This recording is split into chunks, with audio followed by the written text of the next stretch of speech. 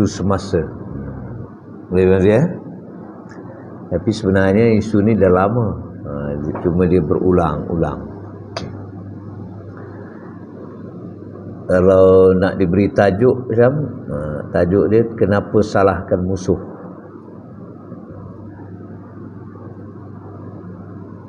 Isu lama tapi dia berulang, tak selesai-selesai ya. Apa yang kita lihat, kita selalu salahkan musuh, salahkan musuh. Dan sikap ini merugikan kita lah, merugikan kita. Maksudnya masalah tak selesai. Kita tak maju ke hadapan, tapi kita akan terus mundur. Masa kita habis menyalahkan musuh dia. Siapa musuh kita? Dia ada musuh zahir, ada musuh batin. Musuh zahir yang selalu kita sebut orang kafir lah. Kafir ni dia ada dua, kafir harbi dengan zimmi. Kalau kafir zimmi itu kita tak boleh usik sebab dia tak kacau kita. Tapi harbi itu sebab dia kacau kita, kita boleh bertindaklah atas dia.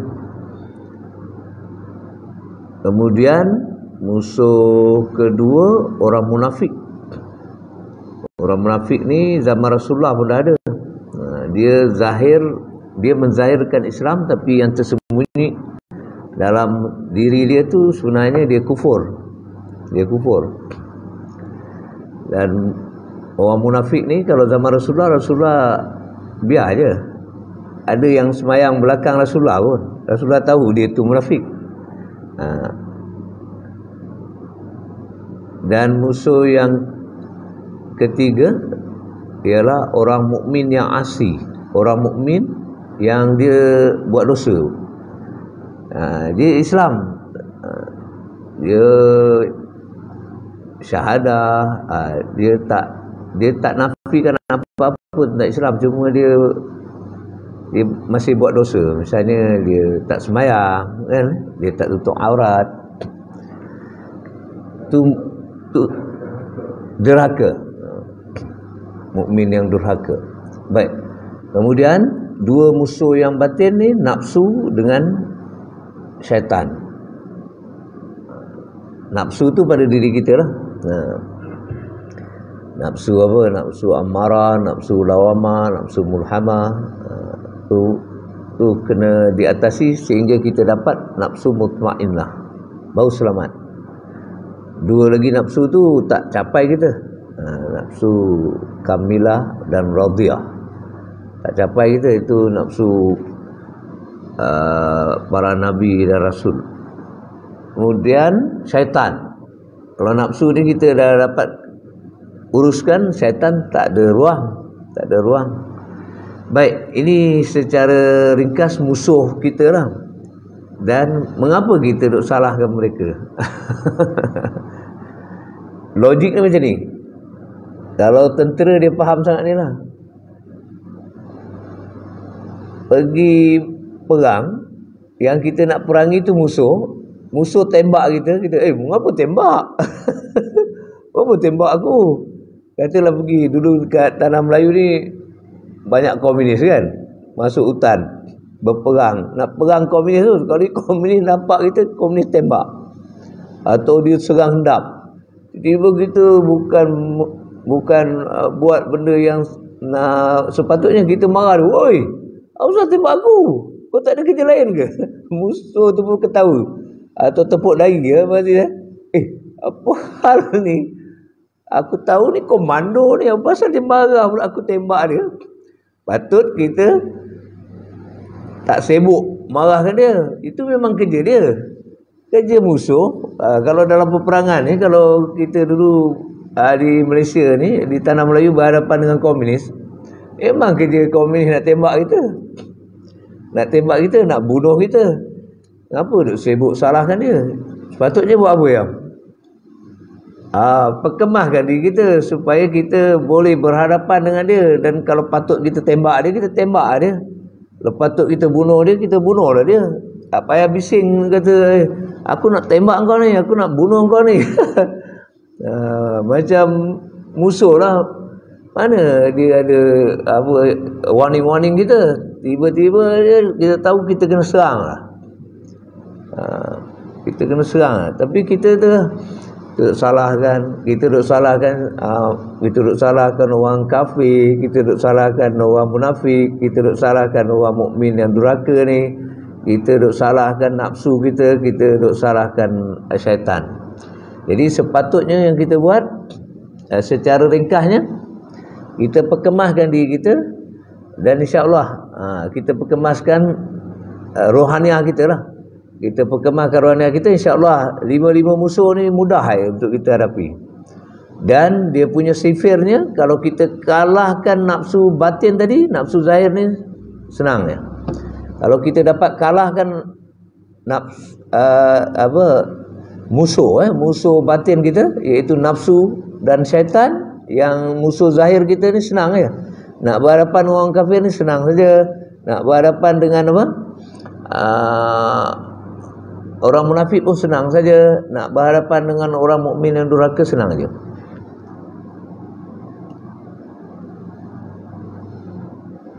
Kita kalahkan nafsu kita, kita kalahkan syaitan. Cara ni macam ni. Pertama dengan ilmu. Mesti ada ilmu. Mesti belajar lah. Ilmu fardu ain mesti lepas. Yang ustaz-ustaz kita duk ingatkan, ilmu fardu ain dari segi tauhid, ilmu fardu ain dari segi fiqh, ilmu fardu ain dari segi tasawuf, ilmu fardu ain yang tajwid ni. Lepas tu dah perkemaskan ilmu, beramal dengan ilmu tu. Beramal dengan ilmu tu. Kalau menuntut ilmu tak beramal, kecundang juga kita. Dah berilmu, beramal, dan kalau dah beramal tak boleh menang lagi Syam. Kita hanya menang bila kita dah berilmu, beramal, dan amal kita tu dah membuahkan akhlak. InsyaAllah kalau kita dah berilmu, beramal, dan membuahkan akhlak, nafsu kita sebenarnya dah tunduk, dan syaitan pun dah, Allah macam mana nak buat. Syaitan pun mengaku Tuhan dia Allah kan. Macam mana dia mengeluh tu Wallahualam lah. Tapi seolah tak boleh nak buat apa dah ni. Selagi kita tak berakhlak, walaupun kita dah beramal, lebih lagi walaupun kita dah berilmu, sebenarnya kita masih kalah lagi. Kalah dalam berperang dengan nafsu, kalah dalam berperang dengan syaitan. Kemuncak dia mesti akhlak. Sebab Rasulullah pun duk ingatkan kita, tidaklah aku diutuskan melainkan untuk menyempurnakan akhlak manusia. Akhlak manusia. Dan sebenarnya bila kita dah berilmu, beramal, berakhlak, bukan saja nafsu dah kecundang, syaitan dah kecundang, orang kafir pun akan kalah. Sebenarnya orang kafir, cara yang paling ampuh kita nak perangi dia ialah dengan akhlak. Dengan akhlak. Dan dalam sejarah banyak mereka ni tunduk kerana akhlak. Akhlak Rasulullah, akhlak sahabat Rasulullah. Perang senjata tu dah sampai ke muncak, memang tak boleh elak bau berlaku. Tapi selagi boleh, sebenarnya tak ada Rasulullah saja-saja nak pergi perang dengan senjata tu. Peperangan yang sentiasa, kan Rasulullah balik daripada perang Badar, Rasulullah kata kita baru balik daripada peperangan yang kecil, kita ada peperangan yang lebih besar. Sahabat tanya, perang Badar tu ramai syahid tu betul? Apa Rasulullah? Rasulullah kata memerangi hawa nafsu. Memerangi hawa nafsu. Orang kafir dia tak baca Quran. Ada yang baca dan ada yang alim. Tapi ramainya tak baca. Jadi dia nak faham Quran tu macam mana? Dia nak faham hadis macam mana? Tengok akhlak kita lah. Dia tengok, ini orang Islam lah. Macam ni bagus, bersih. Bagus, menepati masa. Bagus, kerjanya sungguh-sungguh. Kalau sekarang dia tengok kita terang lah. Dalam agama Islam kita ada kitab yang suci, ni mukjizat, kita ada hadis. Dia dengar masuk telinga kanan, telinga kiri. Tapi impact yang paling besar, kita tak terang pun ni cerita dalam Quran, ni cerita dalam hadis, tapi dia tengok pada kita, saya tengok you rajin lah belajar. Sebelum pensyarah sampai, you dah sampai, kata kat universiti lah. Katalah budak pelajar-pelajar non-Muslim dekat universiti. Dia pun keliru. Betul ke Islam tu baik? Pasal, minta maaf cakap, dekat universiti pelajar yang masuk awal kuliah budak Islam ke bukan Islam? Budak bukan Islam. Saya mengajar dah berapa tahun dah. Daripada 2005 sampai sekarang. Minta maaf cakap lah, yang pancual budak bukan Islam. Kita sampai-sampai masuk, dah ada dah diorang. Yang tak pancual dan tak muncul-muncul selalu budak Islam. Assignment yang ambil tahu nak jawab macam mana ni, kita minggu pertama tu kita dah bagi tahu ini soalan-soalan untuk tugasan individu. Yang terus datang kita lepas kita habis kuliah tu budak bukan Islam. May I know in more detail? Budak bukan Islam dah hilang lah. Dia tunggu je tengok pukul kuliah 4 jam. Dia tengok kuliah mula pukul 9, 10, 11, 12. Pukul 12 tu dia dah gelisah lah. Pukul 1 kita tahu okey, terima kasih. Bila dia datang jumpa kita? Bila minggu terakhir sebelum nak serah tugasan. Yang bukan Islam dah serah sebelum due date. Sebab kita kata siapa serah awal saya akan baca awal, kemudian kalau ada kesilapan awak boleh baiki. Dia hantar sebelum tarikh tu supaya dia tahu kita baca. Lepas tu kita kata okey, katalah nama dia Lim. You kalau nak buat correction ini takkan, tapi kalau you tak mau buat saya terimalah itu assignment you. Tapi inilah grade you. Saya nak balik. Tapi budak kita datang jumpa kita apa Ustaz Firdaus? Dia orang panggil saya cikgu boleh tak extend?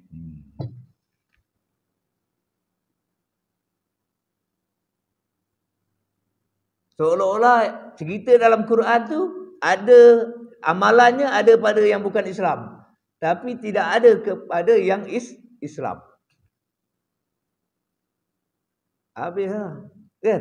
Jadi di mana puncanya? Kita kalah dengan nafsu, jadi kita kalah juga dengan syaitan. Jadi bila kita kalah dengan nafsu, kalah dengan syaitan, habislah. Jadi nak kalahkan nafsu dan syaitan ni mesti ada ilmu, tuan-tuan. Mesti ada ilmu. Ilmu fardu ain mesti lepas tu kalau bidang fardu kifayah, ilmu fardu kifayah tu kita kena kuasai. Lepas tu beramal sungguh-sungguh dengan ikhlas, insya-Allah lahir akhlak kita dengan Allah, akhlak kita dengan manusia senang saja.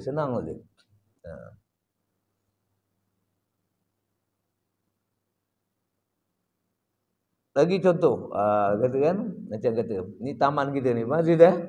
Kalau katalah ada pelawat daripada Jepun nak datang, agaknya apa kita nak tunjuk? Jepun ni terkenal dengan apa?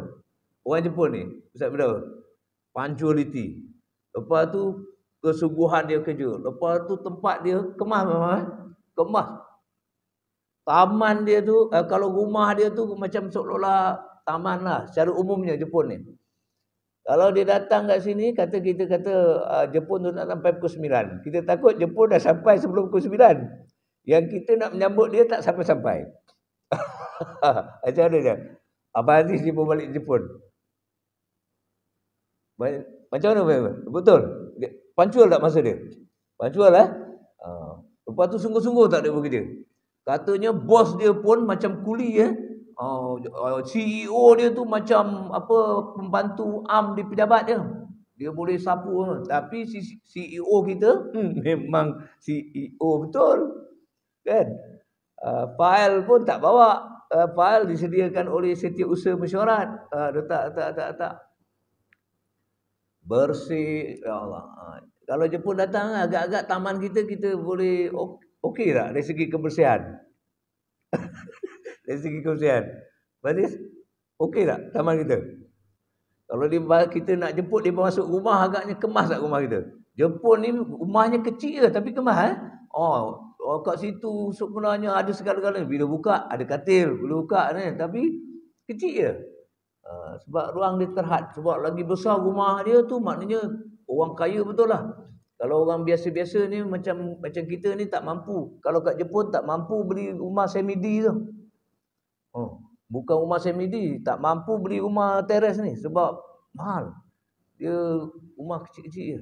Yang rumah besar-besar tu memang orang kaya. Jadi kalau kita panggil Jepun ya, mungkin kita kata you pergi tempat ni je lah, tempat ni jangan. Sebab apa? Takut kita. Ya? Takut kita. Kalau dia nak masuk rumah kita tu, kita bagi syarat. Okey, peraturan rumah saya di ruang tamu je. Sebab kalau masuk dapur, berkicai dapur kita. Kalau masuk bilik air, takut selipar kita pun lumut dah kan. Kalau malas nak bersih selipar tu, cukup 1 bulan tukar selipar lain. Kan? Yang tu buang. Nah. Tapi kalau kedekut nak beli selipar Jepun tu, rajin-rajinlah basuh kan. Bilik air kena basuh apa semua. Tapi bilik air yang rajin basuh mak ayah ajalah. Anak pakai je. Faham Anak pakai je. Mak. Dia pula tanya kita, lama masuk bilik air bah? Dia tak dengar kita duk menyentas. Dia masuk keluar silap-silap apa? Tandas pun tak flash. Tandas pun tak flash. Macam mana boleh tandas tak flash? Banyak kali terjumpa tandas awam kan? Tandas awam R&R. Ya Allah. Kita masuk tak flash. Kan? Kalau kita dapat lawan sikit nafsu masa tu, nak cari pahala lebih, masuk jugalah. Kan? Flash. Mudah-mudahan ya Allah kau bersihkanlah nafsuku seperti mana aku flash najis orang ni. Tapi kalau kita datang malas masa tu, betul lah, kita keluar cari tanah lain. Uka. Itu yang jenis tak flash. Yang jenis pakai tisu. Kan? Yang dia lap pakai tisu. Ya Allah. Itu semua sebenarnya tak dapat lawan. Itu petanda tak kalah dengan nafsu lah. Bila kalah dengan nafsu, syaitan ajarlah cara dia. Bila syaitan ajar cara dia, habislah. Syaitan tu patut jadi musuh, tapi jadi kawan.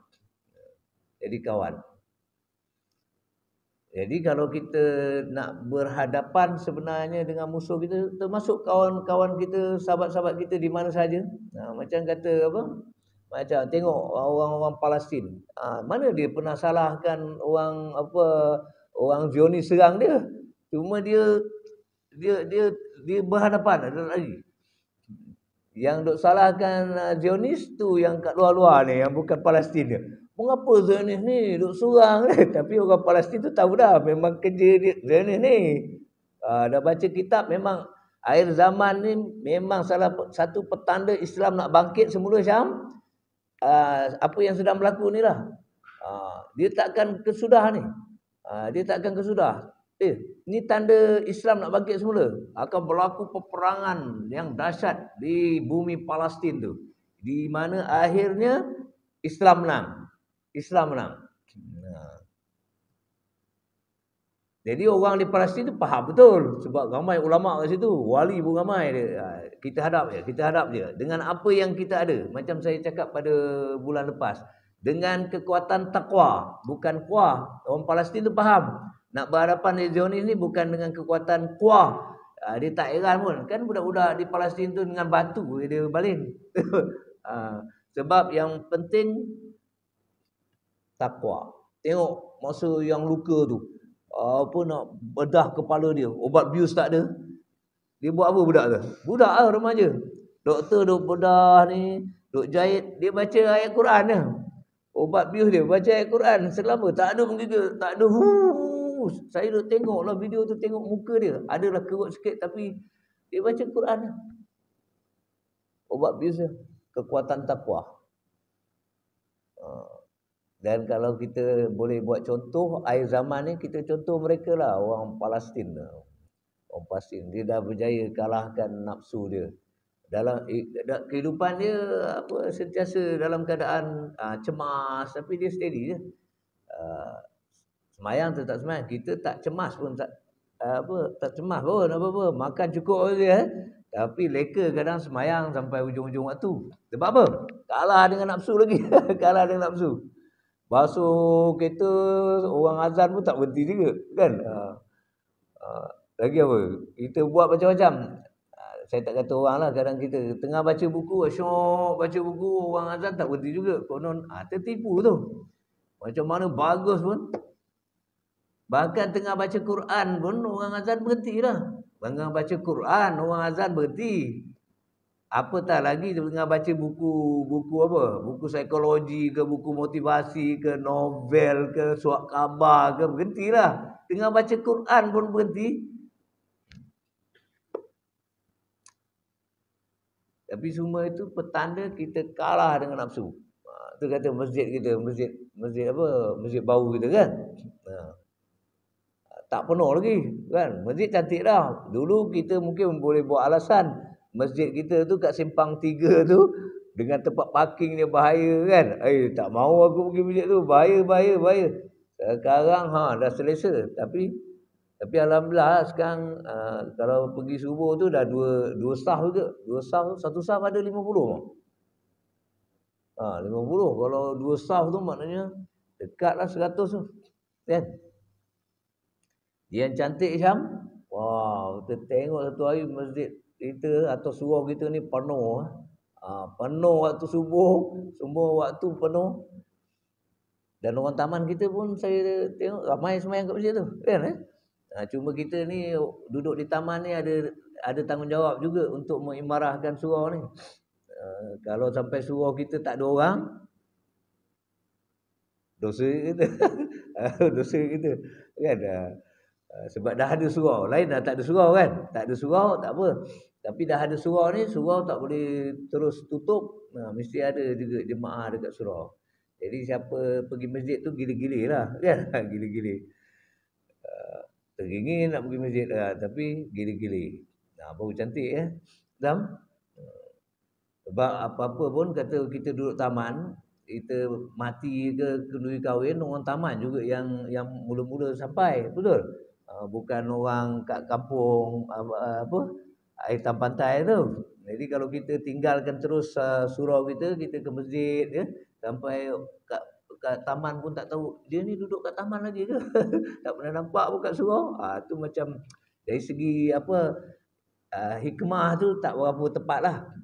Jadi kena nampak juga orang taman kena nampak juga muka kat surau ni kan. Sebab kalau Aziz meninggal orang taman yang tahu dulu. Betul. Jadi orang masjid tahu kemudian. Tapi pergilah juga kita masjid tu. Sebab kita pun ada tanggungjawab ke sana. Jadi yang pergi surau masjid tak ada masalah. Yang masalah yang belum pergi surau belum pergi masjid. Itu maknanya sedang kalah lagi dengan nafsu. Walaupun kita kata, aku semayang juga walaupun aku tak pergi surau masjid. Tapi masalahnya orang lelaki tempat yang paling utama untuk dia solat fardu ialah di surau ataupun di masjid. Kena lawan nafsu tu, alhamdulillah kita dah semayang. Cuma selagi kita semayang orang lelaki, selagi semayang fardu dekat rumah, sebenarnya kalah lagi dengan nafsu tu. Kalah lagi dengan nafsu tu. Kena datang. Lah. Mana kalau tu paksa diri kita tu paksalah. Menderita. Saya tak kata orang lah. Saya pun kadang rasa semayang kat rumah lah kan. Semayang kat rumah lah. Tapi kalau masih ada masa sempat lagi datang tu kita datang lah. Tapi kalau dah tak ada masa, mungkin kita jaga pun lewat, masuk tandas pula jenis setengah jam, 45 minit. Datang surau orang dah tak ada, semayanglah kat rumah. Tapi kalau dah tak boleh juga nak solat dekat surau masjid secara berjemaah, buat dekat rumah, biarlah berjemaah. Mungkin dengan isteri, mungkin dengan anak. Jadi rugi tuan-tuan. Sebab 27 kali ganda. Dan sebab-sebab lain lagi lah, banyak lah. Tapi kalau kita sebut pahala 27 kali ganda. Tapi kalau kita tak heran dengan pahala tu, sebenarnya kalah lagi dengan nafsu tu. Sebab apa? Kita tahu kita kalah dengan, sebab kalau dalam keadaan lain, dalam konteks keduniaan, nafsu kita nak selalu lebih ya. Kalau makan nak lebih, betul. Kalau kereta nak kereta mewah, kalau rumah nak rumah banglo. Oh, kan nafsu punya kerja tu. Tapi mengapa bila soal ibadah, tak kisahlah, janji dapat satu pahala. Itu makna sebenarnya kalah nafsu. Jadi ringkasnya tuan-tuan, lepas ni kerja kita usahakan supaya kita jadi orang yang berilmu, beramal dan berakhlak. Insya-Allah musuh kita tu senang saja untuk kita atasi. Nafsu kalah, syaitan kalah, orang kafir pun akan tunduk. Malu aku dengan orang Islam ni. Ilmu dia mantap, amal dia pun kemah, akhlak dia dengan baik. Orang munafik pun tak ada ruang nak mempengaruhi kita. Orang munafik ni kan dia macam apa ni, talam dua muka. Dia menghasut, mengadu domba, cocok kita. Jadi kalau kita dah ada benteng tadi, tak boleh pergi dia. Dan orang mukmin yang durhaka ni pun mudah-mudahan dia terpanggil untuk meninggalkan dosa dan maksiat, sebab depan dia ada contoh-contoh yang baik. Boleh tuan-tuan? InsyaAllah mudah-mudahan ada manfaat dia. Jadi berhenti apa Aziz? Salahkan musuh tapi baiki diri kita. InsyaAllah musuh semua akan tewas. Hidup kita pun lebih tenang dan lebih bermanfaat. Masa kita pun tak terbuang. Boleh? Kita tangguh dulu dengan sama-sama membaca tasbih kafarah.